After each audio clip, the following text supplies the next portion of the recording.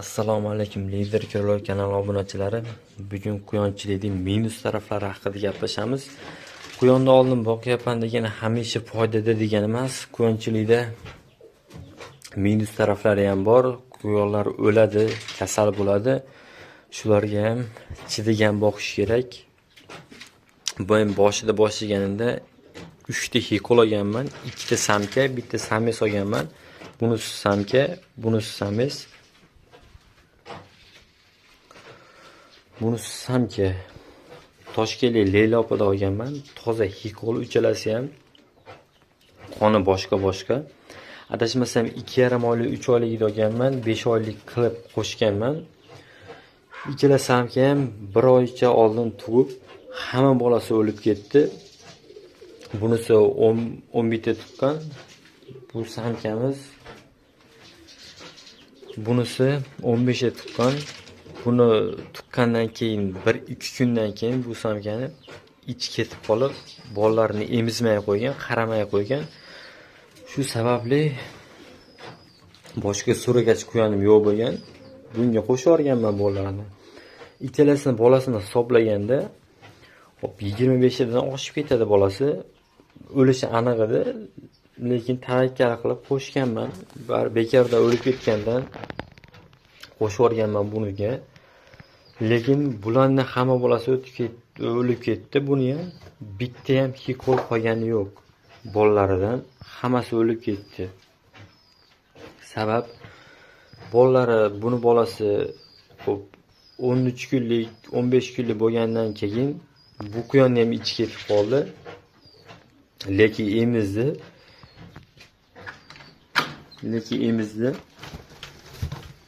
Emizgandan keyin quyonlar ancha katta bo'lib qoldi. Bir 20 kunlik bo'lgandan keyin o'sha karmushkaning ichiga tushib qo'rim yeyishni boshladi. Suv ham bor, suv ichishni boshladi. Bilasizlar, quyonchalar karmushkaning ichiga tushib olib qo'rim yeydi. Ichida axlatini chiqaravergan. Shuni sababli qo'rim aynib qolgan.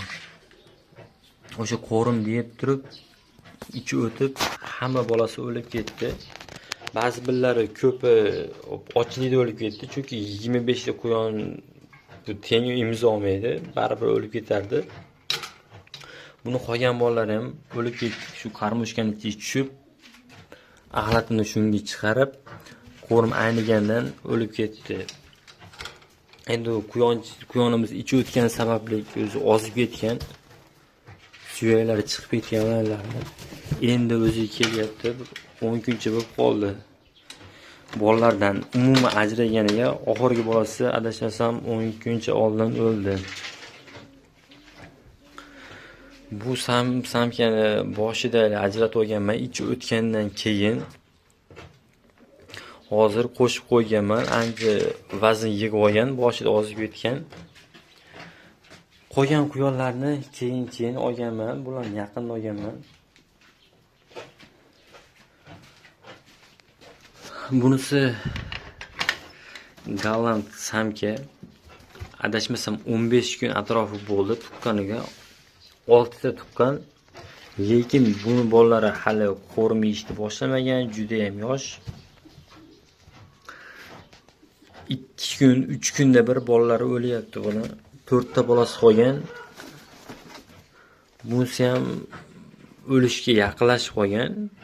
Sababini bilmayman. Sizlarda ham shunaqa bo'lgan bo'lsa, kommentariyada yozib ketasizlar. Sababini umuman tushunmayapman. Bu hech qanaqa qo'rim yeydigan yoshda emas. Hali ko'zi ham ochilmagan. Adashmasam shu 15 ga atrof bo'ldi. Shunaqa bo'lib, mana juda ham zaif. Unaqa lekin sutdan qisilmagan. Ko'p holatlarda sutdan qisilib ema olmasdan o'lib qoladi. Lekin unaqa bo'lmagan, ancha katta.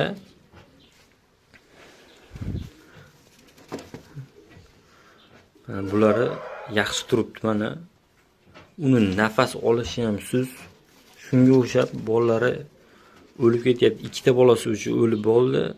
Bunisi 3-inchisi. Sababini umuman tushunmayapman. Agarda sizlarda ham shunaqa holat bo'lgan bo'lsa, kommentariyada yozib ketasizlar. Bu degani quyonchilikda har doim minus bo'ladi degani emas. Xudo xolasa foydaga ham chiqamiz. Kanalni qo'llab-quvvatlash uchun kommentariy yozib, podpiska bosib ketish esdan chiqmasin. Hammanglarga rahmat ajratgan vaqtinglar uchun.